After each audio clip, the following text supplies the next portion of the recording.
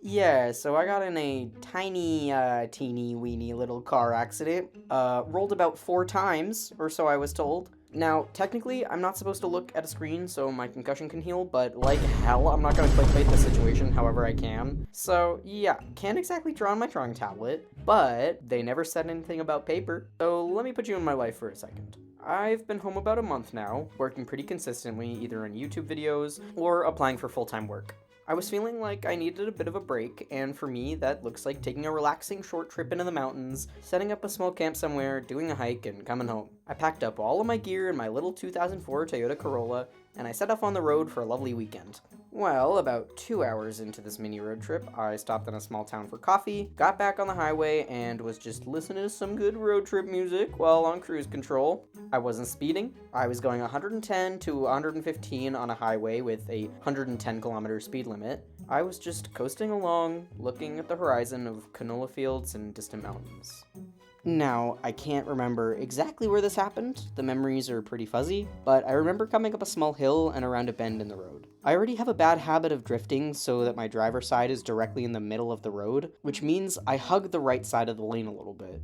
At a bend in the road and a lot of loose gravel.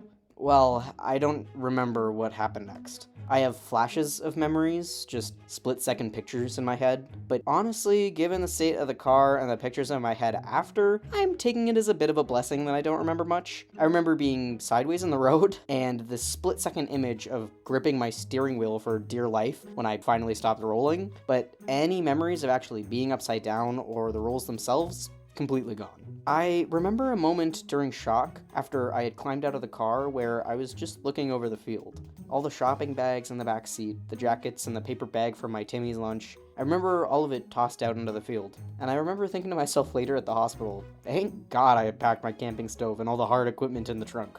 Thankfully, these two truckers saw the whole thing happen and immediately stopped to help me. I have this distinct memory of sitting down against my car, or at least what was left of it, and looking up at these two guys with the skylight behind them.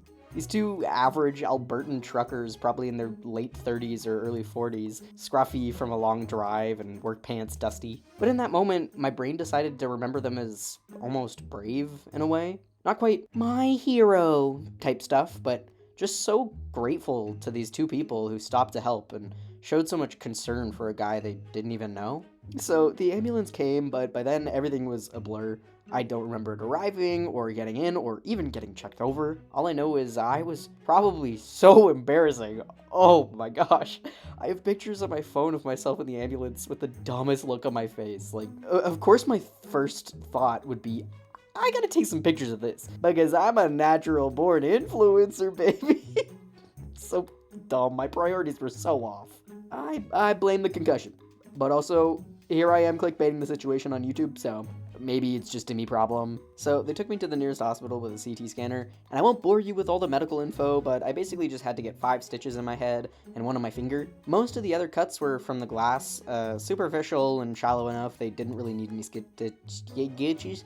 And thankfully, my legs are just really badly bruised, not broken. But I was told that I absolutely yapped the doctor's ears off. There were a few of them, very, very nice. And I remember at one point cracking a joke and the doctor just saying, yeah, you've said that a few times now.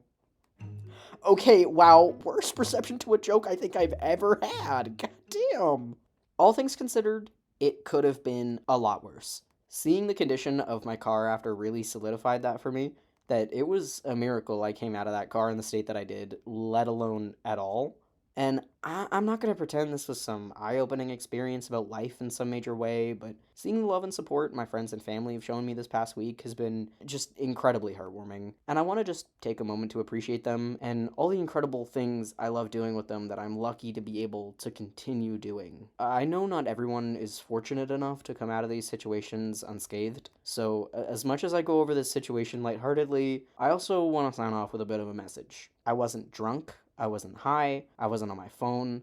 I was just cruising on a highway on my way to the mountains, same as hundreds of other people that day. So just be careful. Don't endanger yourself or others if you can avoid it. You don't want to see the look in your loved one's eyes when they see you in a hospital bed or see someone else in an accident that could have been prevented. I was lucky enough to come out of this with very minimal injuries and to have been alone in the car. If my hiking buddy didn't have work that day, I don't know if she would have been as lucky. So many people my age, especially in places like the prairies where there isn't much to do, still drink and drive. There's a lot of street racing, a lot of people going as fast as their car can go, a lot of driving when you really shouldn't be. And I'm not trying to drudge or be too preachy. I've made stupid decisions or sped a little faster than I should have on the Trans Canada Highway. But please, if you drive, be careful. You may not be lucky enough to get that second chance. Alright, back to regularly scheduled programming. Kind of. I'll probably be a bit slower on the content this next week or two, or it'll just be on the shorter side, but I'll be back in full swing soon. I want to redraw the Hermitcraft fan art that got me into art school, and I want to paint some of the pictures that I took while I was in Chamonix, while doing a little deep dive into the ecological history of the area.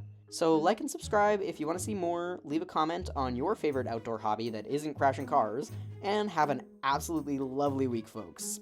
Cheers!